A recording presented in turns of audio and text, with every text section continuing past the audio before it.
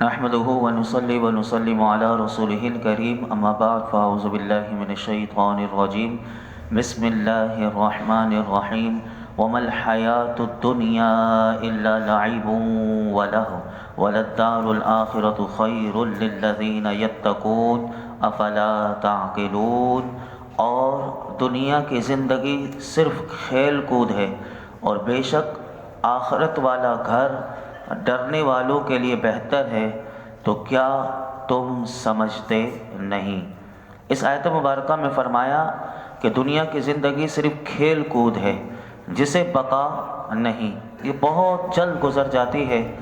اور جبکہ نیکیاں اور اطاعتیں اگرچہ مومن سے دنیا میں ہی واقع ہوتی ہیں لیکن وہ امور آخرت سے ہے۔ اس آیت کی تفسیر کرتے ہوئے مفتی احمد یار خان نعیمی علیہ الرحمہ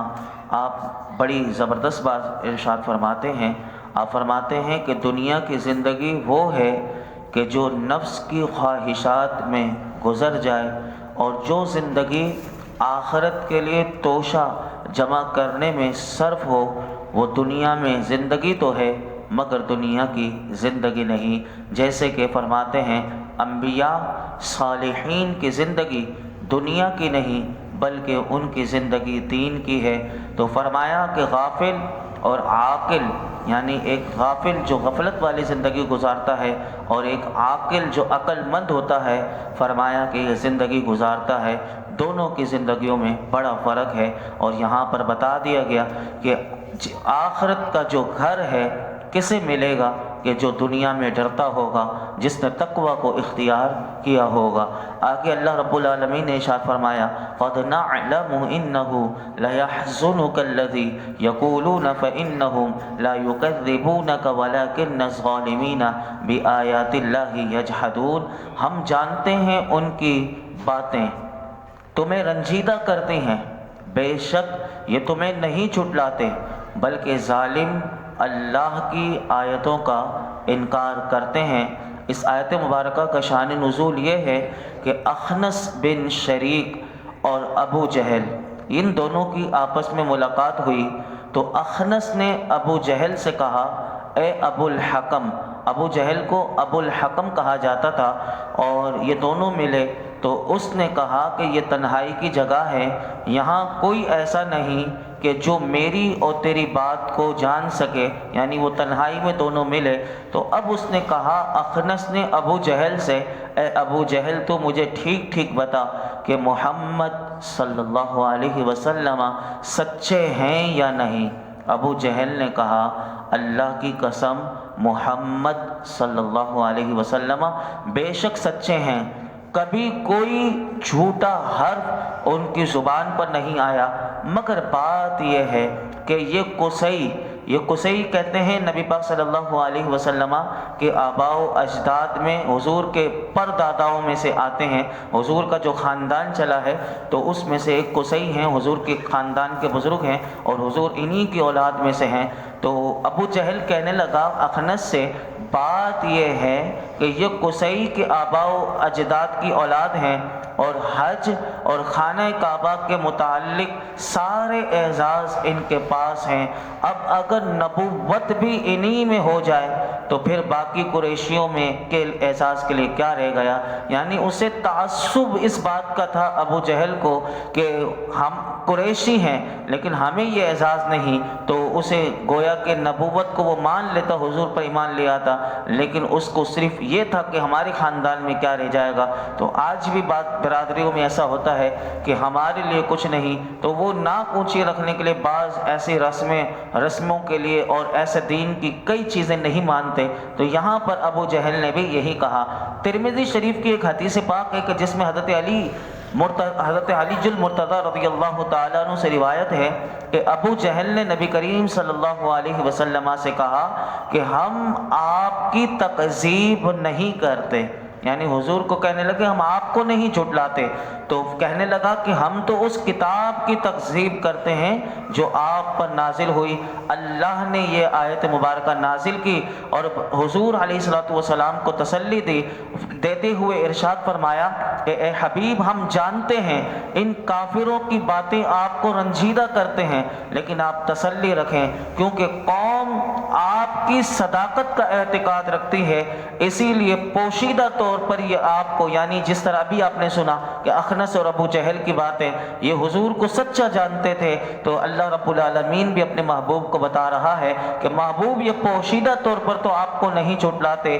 البتہ ان کے دلوں میں جو حسد ہے اور بغض کی جو آگ ہے ان کے دلوں میں، اس کی وجہ سے یہ ظالم لوگ اعلانیہ طور پر اللہ کی آیتوں کا انکار کرتے ہیں۔ علماء نے کہا کہ اس آیت کا یہ معنی بھی ہو سکتا ہے کہ اے حبیب یہ آپ کی تکذیب،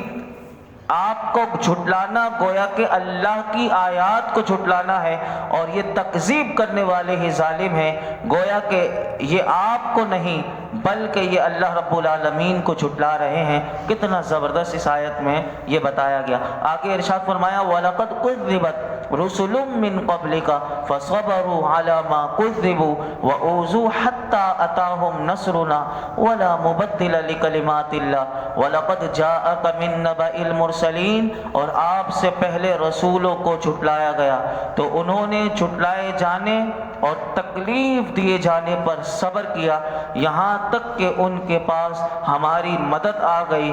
اور کوئی اللہ کی باتوں کو بدلنے والا نہیں، اور بے شک تمہارے پاس رسولوں کی خبریں آ چکی ہیں۔ اس آیت میں اللہ رب العالمین نے دوبارہ اپنے محبوب کو تسلی دیتے ہوئے فرمایا اے حبیب آپ سے پہلے جو رسول تھے انہوں نے بھی جب دین کا پیغام پہنچایا تو ان کی قوم کے لوگوں نے ان رسولوں کو بھی جھٹلا دیا اور انہیں ایسی ایسی تکلیفیں دی کہ لیکن اس کے باوجود انہوں نے صبر کیا، یہاں تک کہ پھر ہماری مدد آ گئی۔ اللہ کی مدد کیا تھی؟ تو اللہ کی مدد یہ تھی کہ اللہ کے رسولوں کی تکذیب کرنے والے تباہ و برباد ہو گئے، وہ ہلاک کر دیے گئے۔ لہٰذا اے حبیب آپ بھی صبر کریں، کوئی اللہ کی باتوں کو بدلنے والا نہیں، اس کے حکم کو کوئی پلٹ نہیں سکتا۔ رسولوں کی نصرت اور ان کی تکذیب کرنے والوں کا ہلاک ہونا اس وقت مقدر فرمایا ہے کہ جس وقت ان کا وقت آئے گا تو یہ بھی ہلاک ہو جائیں گے،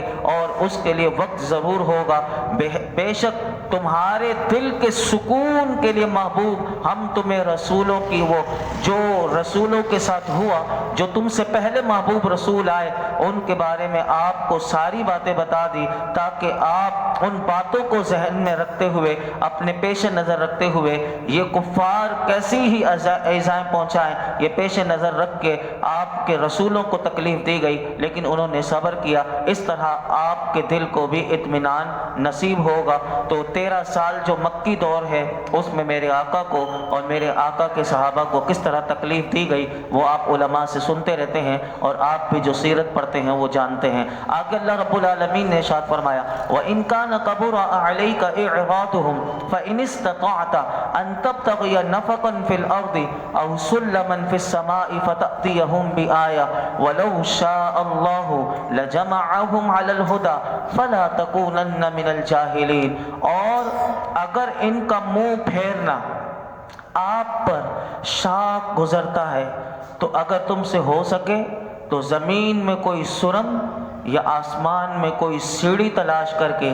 ان کے پاس کوئی نشانی لے آؤ، اور اگر اللہ چاہتا تو انہیں ہدایت پر اکٹھا کر دیتا۔ تو اے سننے والے ہرگز بے خبر نہ بن۔ اس آیت مبارکہ میں علماء فرماتے ہیں کہ نبی کریم صلی اللہ علیہ وسلم کی یہ بہت زیادہ خواہش تھی کہ سب کے سب لوگ اسلام لے کر آ جائیں، جو اسلام سے محروم رہتے ان کی محرومی پر میرے آقا کو بہت شاق گزرتی تھی، اور حضور علیہ الصلوۃ والسلام یہ چاہتے تھے کہ انہیں کوئی رنج نہ پہنچے، کوئی تکلیف سے بچانے کے لیے، اور حضور کو جو رنج ہوتا تھا اللہ رب العالمین نے یہ آیت مبارکہ نازل کر کے اپنے محبوب کو نئے انداز سے سمجھایا کہ محبوب سب لوگوں کے ایمان لانے کی طرف سے آپ کی امید جو ہے آپ امید کو منقطع فرما لیں اور یوں رنج و غم سے اپنے آپ کو نجات پائیں۔ لہٰذا اس کا خلاصہ پھر علماء نے یہ لکھا کہ اس آیت کا خلاصہ یہ بنتا ہے کہ حبیب اگر ان کافروں کا منہ پھیرنا آپ صلی اللہ علیہ وسلم کی بے پناہ رحمت و شفقت کی وجہ سے آپ پر شاق گزرتا ہے، تو اگر آپ ان کے ایمان لانے کی خاطر زمین میں کوئی سرنگ یا آسمان میں کوئی سیڑھی تلاش کر کے ان کافروں کے پاس ان کی کوئی بھی جو یہ مطلوبہ نشانی مانگ رہے ہیں اگر آپ لا سکتے ہیں تو لا کر انہیں دکھا دیں، پھر بھی محبوب یہ ایمان نہیں لائیں گے۔ لہٰذا آپ تسلیم و رضا کے مقام پر قائم رہ کر اس معاملے کو کہ یہ ایمان لائیں گے نہیں لائیں گے، اس معاملے کو اللہ کے حوالے کر دیں، اور اللہ چاہتا تو انہیں ہدایت پر اکٹھا کر دیتا، لیکن اللہ نے ایسا نہیں کیا۔ تو یہ پورا دیکھیے کس انداز سے اللہ رب العالمین اپنے محبوب سے کیا پیار ہے اور حضور کو اپنی امت سے کتنا پیار ہے کہ حضور چاہتے ہیں کہ کوئی کافر نہ رہے، سب کے سب اسلام لے کر آ جائیں۔ آگے سنیے اللہ رب العالمین نے فرمایا انما اب ان کی حقیقت کو کھولا، اب یہ کیوں ایمان نہیں لاتے، یہ جو اب آیت آ رہی ہے ان کی حقیقت کو کھولا، اور یہ جو آیت آ رہی ہے ہم سب کے لیے بھی آ رہی ہے، اس کو بڑا غور سے سنیے گا۔ فرمایا انما یستجیب الذین یسمعون والموتى یبعثهم اللہ ثم الیہ یرجعون، صرف وہ لوگ مانتے ہیں جو سنتے ہیں، اور اللہ ان مردہ دلوں کو اٹھائے گا پھر اس کی طرف انہیں لوٹایا جائے گا۔ اس آیت میں یہ ارشاد فرمایا کہ وہ لوگ مانتے ہیں کہ جو توجہ سے سنتے ہیں، جو غور و فکر کے ساتھ دل لگا کر سمجھنے کے لیے سنتے ہیں، اور یہ تو کافر جو ہیں یہ مردہ دل ہیں، یہ کیا مانیں گے؟ آخرت میں اللہ ان مردہ دلوں کو اٹھائے گا اور اس کی طرف یہ لوٹ کے جائیں گے اور یہ اپنے اعمال کی جزا پائیں گے۔ تو واعظ قرآن کا ہو حدیث پاک کا ہو، یہ آیت ہمیں پیغام دے رہی ہے کہ نصیحت کسے ملے گی، واعظ سننے کا، قرآن کا نور کسے ملے گا؟ تو یہ قرآن کی آیت علماء کہتے ہیں یہ بتا رہی ہے کہ جب آدمی سننے سے پہلے ماننے اور عمل کرنے کے جذبے کے ساتھ توجہ سے کوئی بات سنے، یعنی اگر یہ ہے ہی نہیں کہ میں مانوں گا بھی نہیں اور میں عمل بھی نہیں کروں گا، پھر ہزاروں بات سن لے، ہزاروں نصیحتیں سن لے، کوئی اثر نہیں ہوگا۔ یہ آیت میں بتا دیا گیا کہ اگر توجہ کے ساتھ سنو گے اور عمل کا جذبہ ہے تو تمہارے دل میں کوئی ایک حدیث بھی اثر کر جائے گی، قرآن کی کوئی ایک آیت بھی تمہاری زندگی کو بدل کر رکھ دے گی۔ آپ اولیاء کرام کی زندگیوں کو پڑھیے کہ وہ کہیں سے گزر رہے تھے، کہ جیسے کہ حضرت فضیل رحمۃ اللہ علیہ کے بارے میں آتا ہے، آپ نے سورہ حدید کی ایک آیت سنی لیکن وہ دل پہ کیا اثر کر گئی۔ اور اسی طرح امام اعظم ابو حنیفہ رضی اللہ تعالیٰ عنہ، آپ نے ایک دن آپ نماز پڑھنے کے لیے عائشہ کی نماز، تو سورہ زلزال کی تلاوت امام صاحب کر رہے تھے۔ امام اعظم آج کیونکہ ہمارے دل بھی ایسے ہی سخت ہو گئے اس لیے ہمارے اوپر اثر نہیں ہوتا، امام اعظم نے سورہ زلزال سنی۔ وہ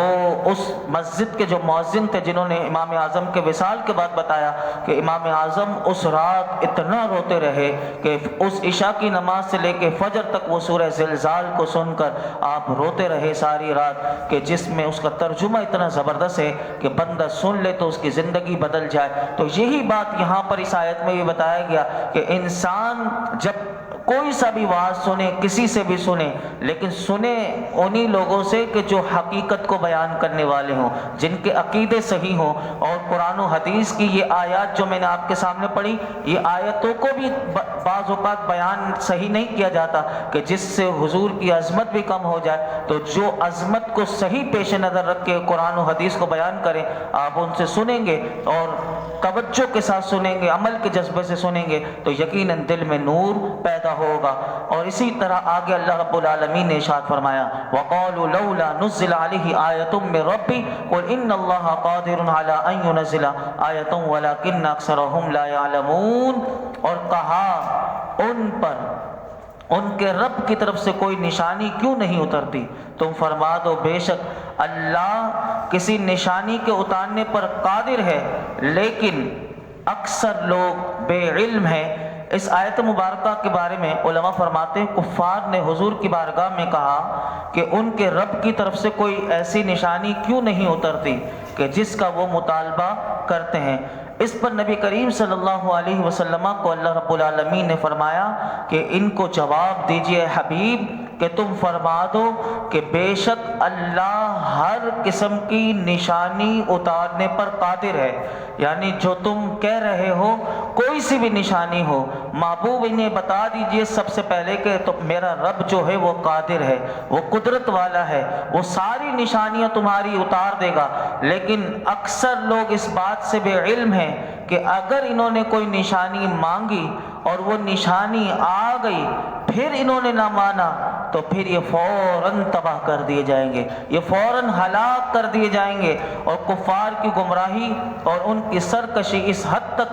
بڑھ چکی تھی کہ قرآن کہتا ہے کہ انہوں نے حضور کی کثیر معجزات کو دیکھا، کثیر آیات ان کے لیے اتری، لیکن یہ مشاہدہ کرنے کے باوجود فرمایا کہ یہ سب نشانیوں سے مقرر ہے اور یہ اور نشانیاں محبوب تم سے مانگ رہے ہیں، یہ تو ایسے لوگ ہیں کہ انہوں نے عذاب کو مانگا تھا، جو 90 بارے میں آتا ہے کہ یہ ایسے کافر ہیں کہ انہوں نے محبوب آپ کو کہا تھا اللہم ان کان ھذا ھو الحق من عندک فامطر علینا حجارۃ من السماء۔ محبوب یہ کہہ چکے ہیں تمہیں کہ اگر یہ حق ہے، یعنی قرآن حق ہے، یہ اللہ کا قرآن حق ہے، تو یہ کہہ چکے ہیں کہ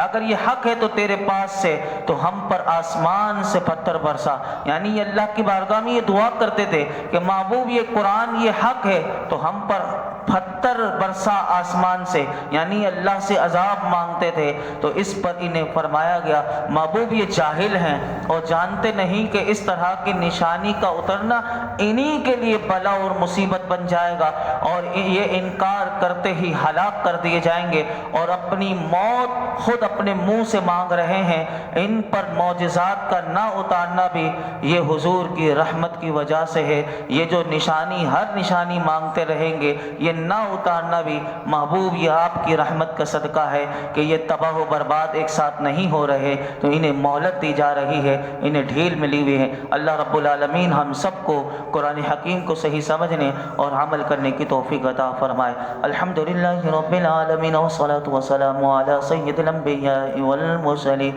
وعلی آلہ واصحابہ اجمعین۔ یا اللہ پاک جو کچھ ہم نے سنایا اس میں کوئی غلطی کوتاہی ہو معاف فرما، اپنی بارگاہ ہمیں شرف قبولیت عطا فرما، ہمیں قرآن حکیم سے سچی محبت عطا فرما، ہمیں قرآن کا بہترین قاری بنا، اے اللہ قرآن سمجھنے والا بنا، قرآن کی تلاوت کا ذوق عطا فرما، شب روز اس کی تلاوت کی توفیق نصیب فرما، اس قرآن پاک کا مولائی کریم اثر ہمارے دلوں میں عطا فرما، اس قرآن کو مولائی کریم جو اس کا حق ہے اس کے حق کے ساتھ پڑھنے سمجھنے کی توفیق عطا فرما، اس قرآن پاک کی عزتیں برکتیں رحمتیں ہم سب کو نصیب فرما، اس قرآن پاک کا نور عطا کر دے، اس قرآن پاک کی معرفت عطا کر دے، اس قرآن پاک کو ہمارا مونس ہمدرد بنا دے، اس قرآن پاک کو ہماری قبر کا بھی نور بنا دے، ہماری زندگی کا بھی نور بنا دے، مرنے کے بعد محشر کے میدان میں بھی اس قرآن پاک کو ہمارا نور بنا دے۔ یا اللہ تو ہم سے راضی ہو جا، جتنی دعائیں کی ہیں آئندہ کریں گے سب دعاؤں کو قبول فرما۔ اس درس قرآن میں یہ جتنے حاضرین موجود ہیں ان سب کی خالی جولیوں کو دامنوں کو مرادوں سے بھر دے۔ وصلی اللہ تعالی علی خیر خلق محمد وعلی آلہ وصحبہ۔